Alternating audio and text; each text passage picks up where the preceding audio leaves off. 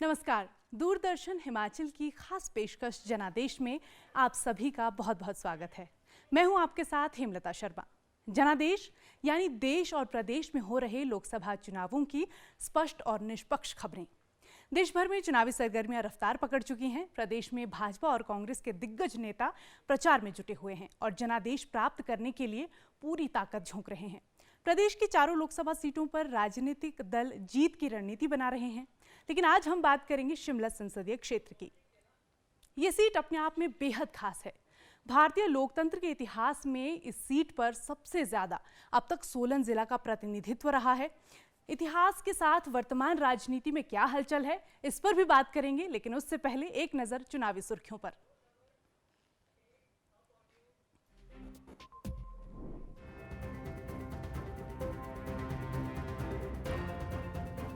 भाजपा के राष्ट्रीय अध्यक्ष जगत प्रकाश नड्डा ने बिलासपुर में पन्ना प्रमुख सम्मेलन में कार्यकर्ताओं को दिए चुनावी टिप्स। मंडी में जनसभा को किया संबोधित। बिलासपुर में पन्ना प्रमुख सम्मेलन में शामिल हुए भाजपा प्रत्याशी अनुराग ठाकुर। कर्मचारियों को किया संबोधित, भाजपा की जीत का किया दावा। मंडी संसदीय क्षेत्र से कांग्रेस प्रत्याशी विक्रमादित्य सिंह ने मंडी में किया चुनाव प्रचार। विनोद सुल्तानपुरी ने शिमला के कसुम्पटी में मांगे वोट।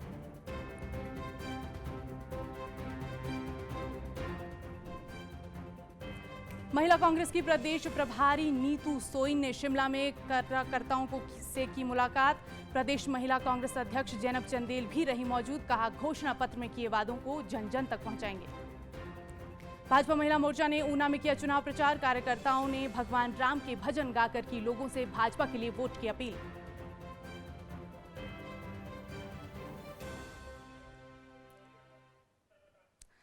पिछले कल से नामांकन का दौर शुरू हो चुका है। प्रदेश में लोकसभा चुनाव अब अंतिम चरण में है। सभी राजनीतिक दल प्रचार के लिए प्रदेश के हर कोने तक पहुंचने का प्रयास कर रहे हैं।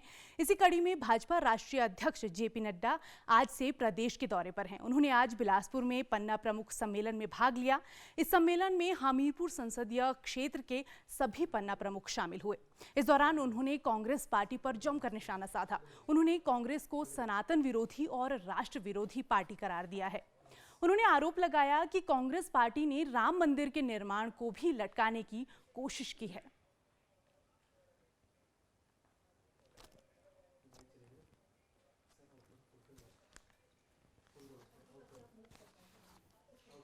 Indian national Congress Congress party तो सेंटर से राइट, राइट से लेफ्ट, लेफ्ट से ऊपर, ऊपर से नीचे कहां चली गई मालूम नहीं। विचारधारा के साथ समझौता किया, लेकिन भारतीय जनता पार्टी के आप कार्यकर्ताओं को यह ध्यान में रखना चाहिए कि जो बात हमने सन 51-52 में कही, जिस नारे को लगाते हुए हमने अपनी जवानी लगा दी, जिस नारे को लगाते हुए हम 4-4 पीढ़ियां खप गई, एक देश में 2 निशान, 2 विधान, 2 प्रधान नहीं चलेंगे। ये वही पार्टी है जिसने मोदी जी के नेतृत्व में 6 अगस्त को 2019 को धारा 370 को धाराशाही कर दिया। इस बात को भी हमको ध्यान में रखना। उधर भाजपा और कांग्रेस के प्रत्याशियों ने प्रदेश के कई जिलों में आज चुनाव प्रचार किया है।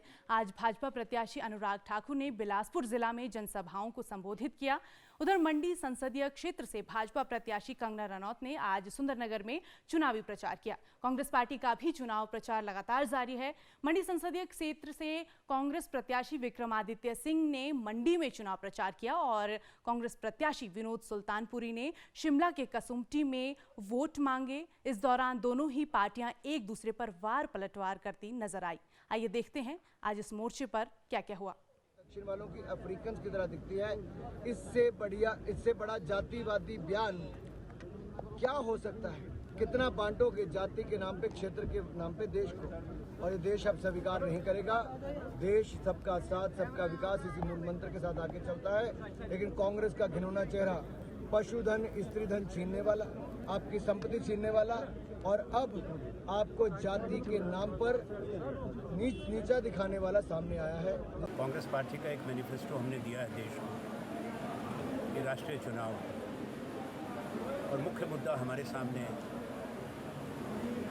बेरोज़गारी का है, जिसके लिए हमने अपनी योजनाएं, अपनी सोच बताई है। दूसरा एक बड़ा वचन किसानों को है, एमएसपी पे एक कानून बनाने की, गारंटी करने की, महिलाओं के लिए है। देश की सुरक्षा से जुड़ा सवाल है अग्निवीर योजना का, जिसको हमने खारिज करने का वचन देश को दिया है। शिमला संसदीय क्षेत्र से इस बार कांग्रेस की तरफ से युवा चेहरे व मौजूदा विधायक सुल्तानपुरी को चुनावी मैदान में उतारा गया है, तो वहीं भाजपा ने अपने मौजूदा सांसद सुरेश कश्यप को अपना प्रत्याशी बनाया है। शिमला संसदीय सीट पर पिछले 3 चुनावों में भाजपा का कब्जा रहा है। ऐसे में इस बार देखना होगा कि भाजपा जीत का चौका लगाती है या फिर 15 साल बाद कांग्रेस को ये सीट वापस मिलती है। आइए देखते हैं ये रिपोर्ट।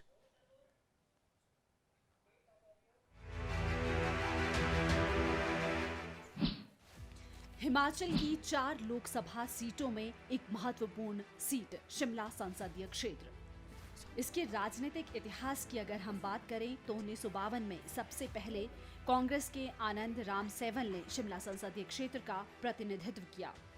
शिमला लोकसभा निर्वाचन क्षेत्र 1967 से आरक्षित अनुसूचित जाति निर्वाचन क्षेत्र है। इस क्षेत्र के अंतर्गत 17 विधानसभा क्षेत्र आते हैं, जिनमें जिला सिरमौर के 5 विधानसभा क्षेत्र नाहन, पांवटा साहिब, पच्छाद, शिलाई और रेणुकाजी शामिल है। जिला सोलन के 5 विधानसभा क्षेत्र सोलन, अर्की, कसौली, नालागढ़ और दून व शिमला जिला के 7 विधानसभा क्षेत्र शिमला शहरी, शिमला ग्रामीण, कसुम्पटी, ठियोग, जुब्बल कोटखाई, रोहड़ू, चौपाल आते हैं। शिमला संसदीय क्षेत्र 60 के दशक से कांग्रेस का गढ़ रहा है। यदि कुछ अवसरों को छोड़ दिया जाए तो शिमला संसदीय क्षेत्र कांग्रेस का अभेद किला रहा है। शिमला संसदीय क्षेत्र प्रदेश का एकमात्र ऐसा संसदीय क्षेत्र है जिस लोकसभा सीट पर कांग्रेस के सांसद ने लगातार 6 बार विजय हासिल कर कीर्तिमान बनाया है। हिमाचल प्रदेश के 6 बार के मुख्यमंत्री रहे स्वर्गीय वीरभद्र सिंह ने भी 1962 से महासू शिमला लोकसभा क्षेत्र से अपने राजनीतिक जीवन की शुरुआत की थी। पहली बार महासू से चुनकर तीसरी लोकसभा के सदस्य बने थे वीरभद्र सिंह। 1967 में इसी संसदीय क्षेत्र से दूसरी बार सांसद चुने गए। इसके बाद शिमला लोकसभा सीट अनुसूचित जाति के लिए आरक्षित होने पर वीरभद्र सिंह ने मंडी से लोकसभा चुनाव लड़ा। शिमला संसदीय क्षेत्र में वर्ष 1967 व 1971 में जहां कांग्रेस के प्रताप सिंह विजयी रहे, वहीं वर्ष 1977 में गैर कांग्रेसी लहर के चलते भारतीय लोक दल के बालक राम ने शिमला सीट पर जीत दर्ज की थी। शिमला संसदीय क्षेत्र में कांग्रेस के कृष्ण दत्त सुल्तानपुरी ने वर्ष 1980 से लेकर 1998 तक लगातार 6 बार जीतकर कीर्तिमान स्थापित किया। शिमला संसदीय क्षेत्र से 2014 में वीरेंद्र कश्यप सांसद बने। उसके बाद भाजपा ने टिकट बदलकर सुरेश कश्यप को टिकट दिया।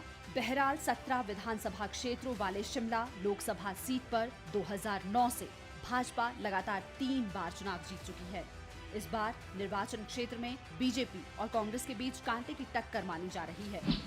वर्तमान परिप्रेक्ष्य की अगर बात करें तो 17 विधानसभा सीटों में से 3 पर बीजेपी के विधायक है, जबकि 13 सीटों पर कांग्रेस का कब्जा है, जबकि 1 सीट पर निर्दलीय उम्मीदवार जीता है।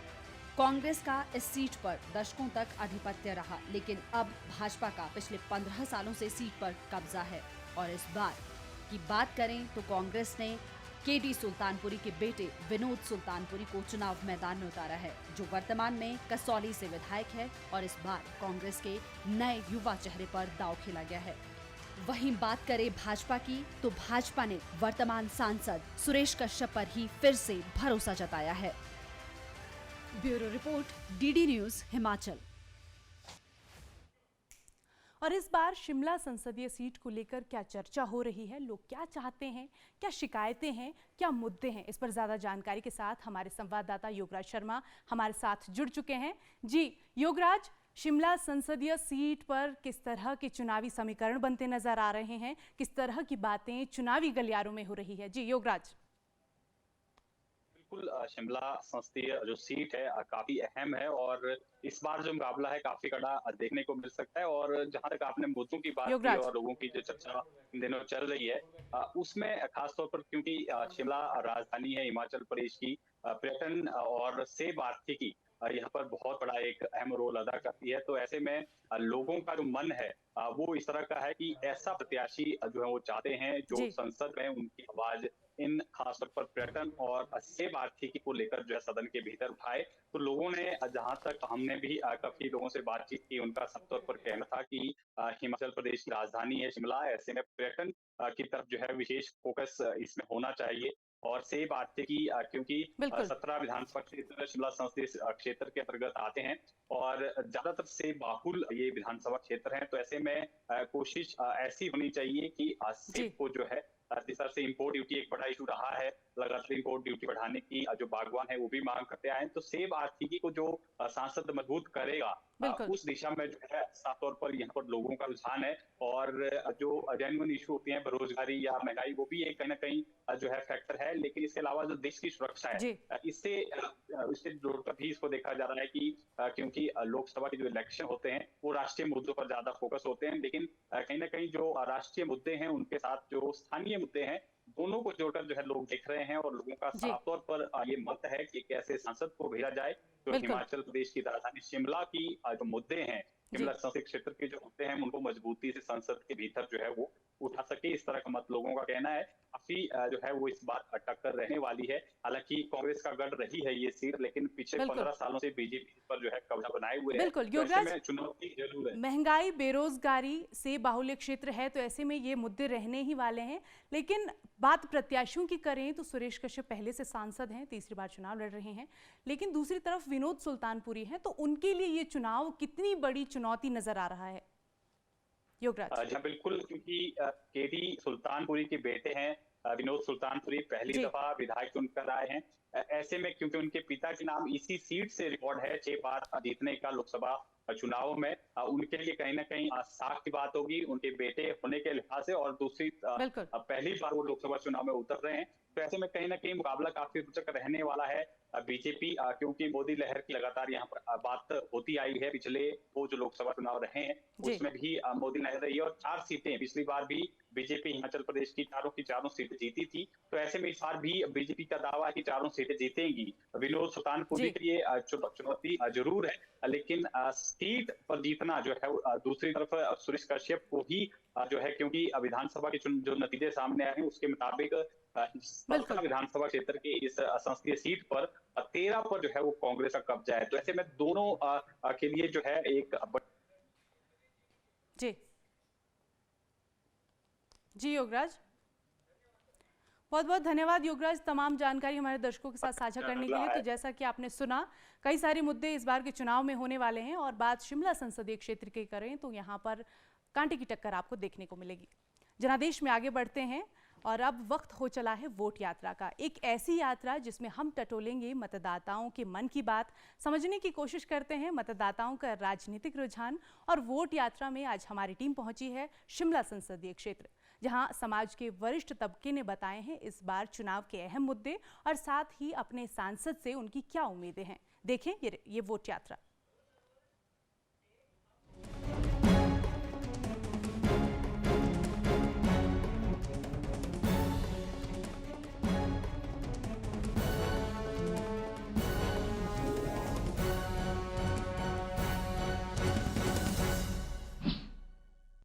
हिमाचल प्रदेश में लोकसभा प्रचार ने गति पकड़ ली है और आज हमारे इस खास कार्यक्रम शिमला के लोगों से जानेंगे कि क्या उनके चुनावी मुद्दे हैं, किन मुद्दों को लेकर जो है वो इस बार वोट करेंगे और कैसा प्रत्याशी वो चाह रहे हैं, शिमला के किन किन मुद्दों को लेकर जो है वोट किया जाएगा, क्या उनकी अपेक्षाएं हैं, इसको लेकर लोगों से बातचीत करते हैं। एमपी के जो इलेक्शन होते हैं उसमें तो जो मेन चीज़ होती है वो तो देश के जो इशू होते हैं, नेशनल लेवल के जो इशू होते हैं उसी पे ज़्यादा ध्यान देना चाहिए। उसको लेकर तो सबसे पहला है कि राष्ट्र की सुरक्षा का इशू होता है और एक एरिया है उसमें पर्टिकुलर एक एमपी को जो क्या रोल होता है, उसको कैसे आगे लोगों की प्रगति के लिए, विकास के लिए क्या करना है, वो स्टेप करना, उस पर कदम उठाने चाहिए। लेकिन आज तक जितने भी एमपी वगैरह बने इलेक्शन के बाद में मैंने नहीं देखा कभी उन्होंने यहाँ के लोकल इशू को टच किया हो। वो तो अपने सीट तक ही सीमित रह जाते हैं। पर ये उम्मीद की जाती है उनको कि यहाँ लोकल लोगों के बीच में जाए, उनकी तकलीफ को समझे। जहाँ शिमला संसदीय क्षेत्र की बात करें तो इसमें 3 जिले आते हैं, सिरमौर, सोलन और शिमला, जिसमें 17 विधानसभा कॉन्स्टिट्यूंसीज है। तो इसमें सबसे पहला तो ये जो स्मॉल स्केल इंडस्ट्रीज है, चाहे बद्दी वाला एरिया हो, पोंटे वाला है, इसको ज़्यादा उसमें लार्ज स्केल में डेवलप करना पड़ेगा। उससे एक तो बेरोजगारी दूर होगी और सबसे बड़ा मुद्दा बेरोजगारी का रहेगा। और यहाँ ये ज़िला कम से कम ये जो कॉन्स्टिट्यूंसी है, शिमला कॉन्स्टिट्यूंसी, इसको अगर टूरिज्म सेक्टर में डेवलप किया जाए तो ये एक अहम बात होगी। हम ऐसे सांसद को चाहते हैं कि शिमला वैसे भी प्रदेश की राजधानी है, लेकिन विश्व स्तरीय लेवल पे भी एक ये टूरिस्ट स्पॉट है।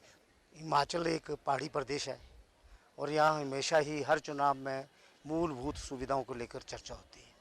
वो सब विकास का हिस्सा है और मुख्यतः शिक्षा क्षेत्र, स्वास्थ्य क्षेत्र में काम भी हो रहा है, सड़कों पे भी काम हुआ है, लेकिन यहाँ भी बहुत काम होना है। तो लोग चाहते हैं कि इस पे काम हो।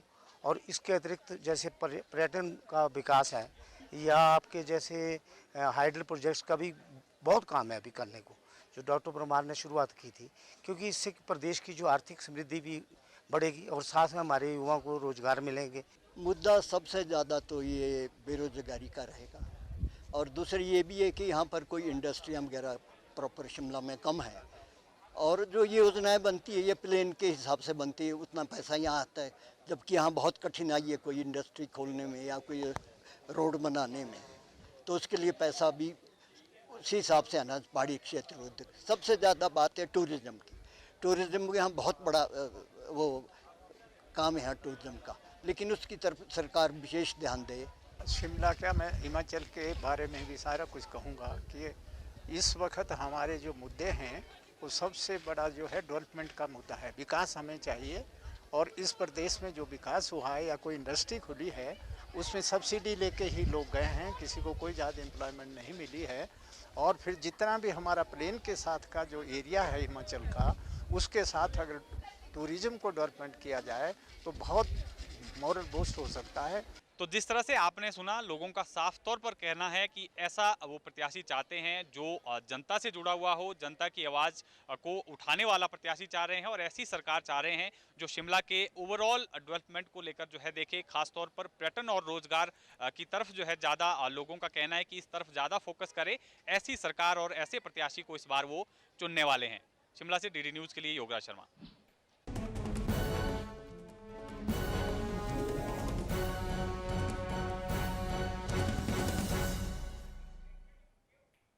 हिमाचल में नामांकन का दौर जारी है। 14 मई आखिरी तारीख है और प्रदेश में मतदान आखिरी चरण में 1 जून को होना है। 12 तारीख को शिमला संसदीय क्षेत्र से भाजपा प्रत्याशी सुरेश कश्यप और 13 मई को कांग्रेस प्रत्याशी विनोद सुल्तानपुरी अपना नामांकन भरेंगे। उधर चुनाव की तैयारियों को लेकर चुनाव आयोग ने भी कमर कस ली है। चुनाव की तैयारियों को लेकर हमारे संवाददाता सतीश शर्मा पहुंचे हैं नाहन में जिला चुनाव अधिकारी सुमित किमटा के पास, जिनसे उन्होंने खास बातचीत की है।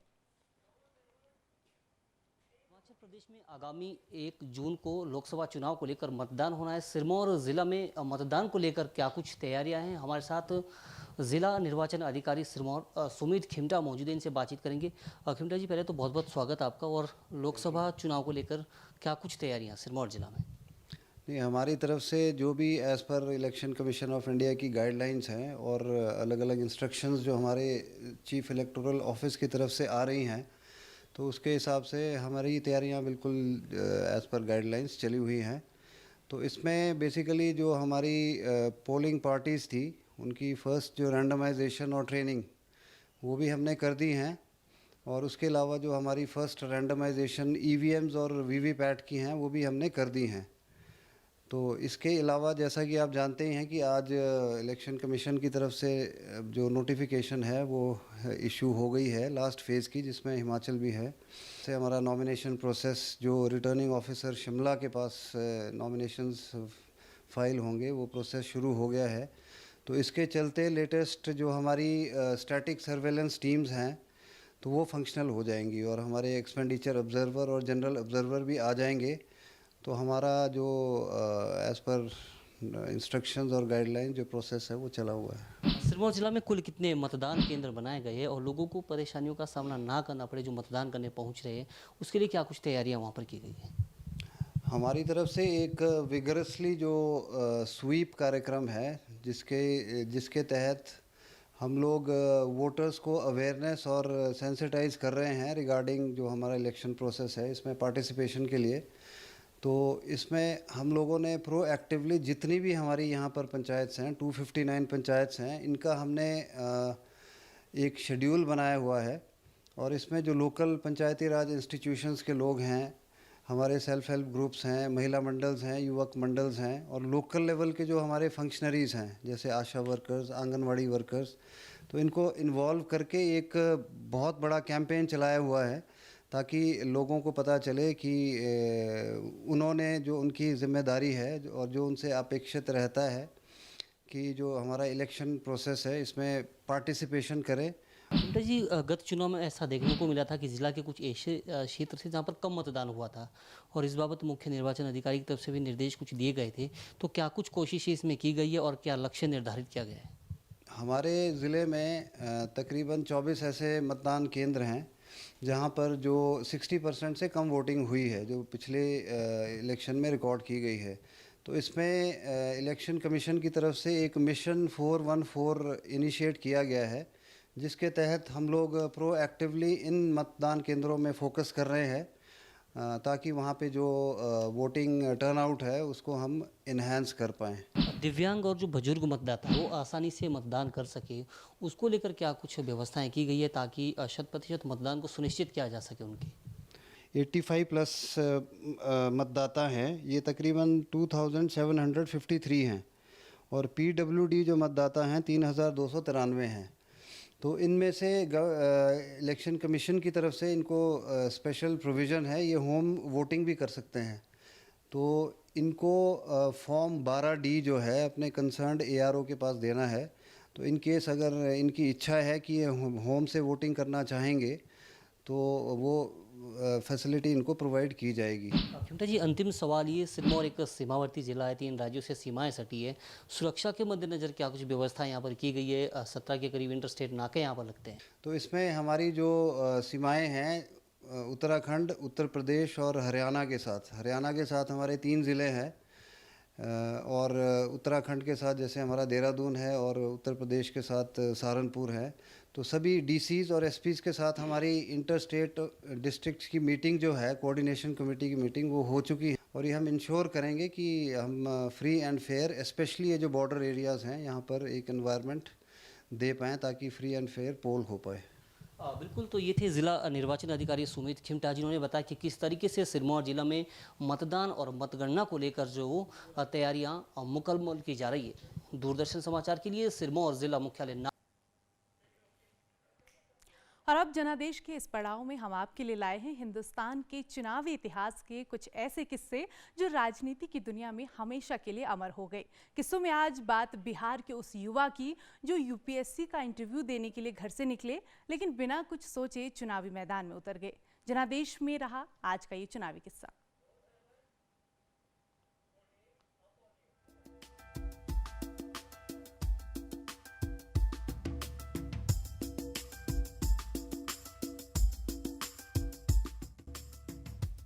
सोचिए, आप अपने घर से करीब 1200 किलोमीटर दूर देश की सबसे रसूखदार कहे जाने वाली नौकरी UPSC का इंटरव्यू देने के लिए निकले हो और वहां पर आपकी मुलाकात एक ऐसे शख्स से हो जो आपको चुनाव लड़ने के लिए कहे, तो आप क्या चुनेंगे? सोच में पड़ गए ना?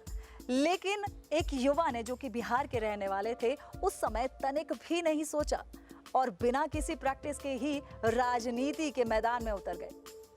ये युवा बिहार के दरभंगा जिले के रहने वाले राम भगत पासवान थे। चुनावी किस्से में आज हम बात कर रहे हैं एक ऐसे नेता की कहानी की जो अपने घर से 1200 किलोमीटर दूर दिल्ली लोक सेवा आयोग की मुख्य परीक्षा पास कर इंटरव्यू देने आया था, लेकिन यहाँ से नौकरी नहीं, सांसद का टिकट लेकर अपने जिला यानी बिहार के दरभंगा वापस लौटा। बिहार में रोसड़ा लोकसभा सीट से 2 बार कांग्रेस के सांसद और 1 बार राज्यसभा सदस्य रहे दरभंगा के पतौर क्षेत्र के मधुबन निवासी राम भगत पासवान। ये वर्ष 1970 में संघ लोक सेवा आयोग की मुख्य परीक्षा पास करने के बाद इंटरव्यू देने जब दिल्ली पहुंचे तो उनकी मुलाकात पूर्व मंत्री ललित नारायण मिश्रा, विनोदानंद झा और नागेंद्र झा से हुई। इन लोगों ने उन्हें इंटरव्यू देने से रोक दिया और कांग्रेस से जोड़कर वर्ष 1971 में रोसड़ा संसदीय क्षेत्र से उम्मीदवार बना दिया।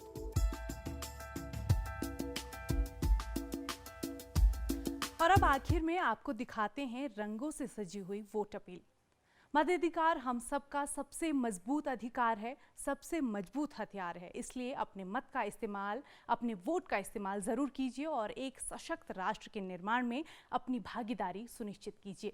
देखिए कुल्लू से दीप धनंजय की प्रदेशवासियों से की गई वोट अपील।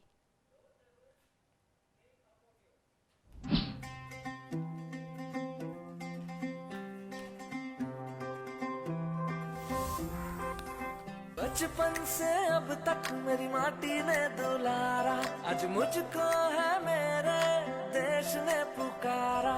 हो, हो, हो,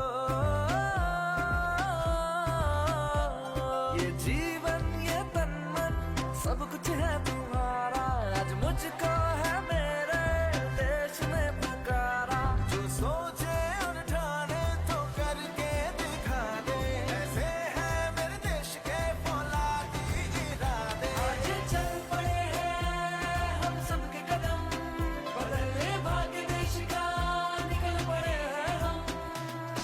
हो, हो, बनेगा देश महान जब वोट करेंगे हम। कश्मीर से कन्याकुमारी है सब अपने, यहाँ पे कोई बेगाना नहीं। हम तो यहाँ पे सब देश के दीवाने, तो हमसे कोई टकराना नहीं। आवाज यही, अधिकार यही, आजादी का पुरस्कार यही, लोकतंत्र का पहले संस्कार यही, संस्कार यही। अपनी आई की खाओ कसम, करेंगे अपना पहला वोट देश के लिए हम। मतदान हमारा अधिकार है जो देश को आगे ले जाए, बनानी ऐसी सरकार है। लोकतंत्र का आधार कोई भी वोट ना जाए बेकार, इसलिए वोट करें वफादारी से, चयन करें समझदारी से। जनादेश में फिलहाल इतना ही है। प्रदेश की ताज़ा चुनावी गतिविधियों के साथ फिर मुलाकात होगी। दीजिए इजाज़त, नमस्कार।